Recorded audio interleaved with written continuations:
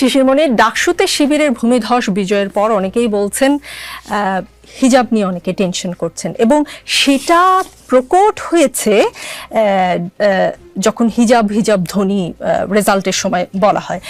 সেটা জাকসুর জিএসএসএম ফরহাদ আজকে সকালে কিছুটা পরিষ্কার করেছেন। তিনি বলেছেন, সিনেট ভবনে সারা রাত স্লোগান গান আনন্দ হয়েছে, আমাদের 3 জন হিজাবি ছিল, সবাইকে নিয়ে স্লোগান হয়নি, স্লোগানটা মূলত ব্যক্তিকে কেন্দ্র করে ডেলিভারি হয়েছে। সাবিকুন নাহার তামান্নার ক্ষেত্রে হিজাব নিয়ে স্লোগান দেওয়ার কারণ হচ্ছে চারুকলায় তার ছবিতে শিং এঁকে দিয়ে তার হিজাবকে বিকৃত করা হয়েছিল। এটা হিজাব ফোবিয়া সিম্বলিক রিফ্লেকশন আর কি। সেখান থেকে একটা ভয়েস রেইজ করা হয়েছিল যে ক্যাম্পাসে হিজাব ফোবিয়া চলবে না।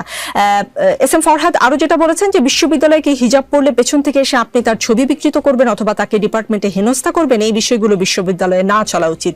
সেই ভয়েসটা শিক্ষার্থীরা রেইজ করেছেন। এটা বিদেশি মিডিয়া, স্পেসিফিক্যালি একটি দেশের মিডিয়া সবকিছু জানার পরেও কেন তারা প্রেজেন্ট করেছেন, এটা তাদের এজেন্ডার ব্যাপার। তবে আমাদের দেশের মিডিয়া সবকিছু দেখেছে, আশা করছি দেশীয় মিডিয়ার ভাইয়েরা সত্যটা উপস্থাপন করবেন। যদি ফরহাদরা বুঝতেই পারেন যে হিজাব বলা নিয়ে দেশে বিদেশে এজেন্ডার ব্যাপার আছে, তাহলে কেন তারা ওই সময় ওই স্লোগান দিলেন? মানে এটা না দিলে কি বিষয়টা আরো শোভনীয় হতো কিনা বা ভালো হতো কিনা? একটু আগে মানে নারীদের ব্যাপারে আমাদের কি ধারণা, আপা বলেছিলেন যে এটা একটু ক্লিয়ার করে যেতে, যেহেতু রেলেভেন্ট কোয়েশ্চেন করছেন তাই আমি এখানে যাচ্ছি আর কি।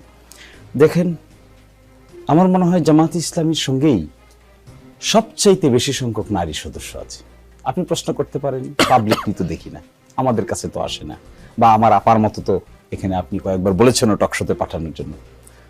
আমি গতকালকে স্ট্যাটিস্টিক্সটা দেখলাম যে টোটাল মেম্বারদের এখন প্রায় 38% আছে নারী। 38%। আমি জানি না আমার আপাদের পার্টিতে কি পরিমাণ আছে, স্ট্যাটিস্টিক্স আমার জানা নাই, নিশ্চয়ই অন্যান্য দলেও আছে। তো নারীদের এবং তাদের যে পরিমাণ সিনসিয়ারিটির সহিত ওয়ার্ক করেন আমি দেখলাম। আজকেও সারা কোকের সঙ্গে মিটিং করেছেন, আরো 2টা ইন্টারন্যাশনাল ডেলিগেশনের সঙ্গে কথা বলছেন, এবং they are very serious and sincere in doing so. এবং এই ক্ষেত্রে আমার ধারণা আপনারা দেখতে পাবেন আগামী নির্বাচনে জামায়াতের পক্ষ থেকে নারীরাও বিভিন্ন আসনে প্রার্থিতা হিসেবে প্রতিদ্বন্দ্বিতা করবেন। আশা করি তখন জিনিসটা আরো খোলাসা হবে। আর দ্বিতীয় কথা যেটা বলছেন যে আমি মনে করি যে কে হিজাব পরবে কে হিজাব পরবে না, কে নিকাব পরবে কে নিকাব পরবে না, কমপ্লিটলি তার চয়েস। কে কোন ধরনের পোশাক পরবে, তার পোশাকের আকৃতি কি হবে, এটা দেশি হবে না বিদেশি হবে, এটা ইন্ডিয়ান পোশাক হবে না বাংলাদেশি পোশাক হবে, কমপ্লিটলি এটা রাইট টু লাইফ এন্ড লিবার্টির প্রশ্নে ইন্ডিভিজুয়াল রাইট, প্রাইভেসির ব্যাপার। এই privacy is guaranteed by the constitution. এটা নিতান্তই তার ব্যাপার। এটা যেমন একটা নিকাব না পরলেও যেমন টিস করা উচিত না, পরলেও টিস করা উচিত না। আমি এক্সপেক্ট করব ডাকসুতে যারা ইলেক্টেড হয়েছে তারা হিজাবের ব্যাপারে কটাক্ষ করার কারণে যদি তারা এটা ধ্বনিটা দিয়ে থাকে,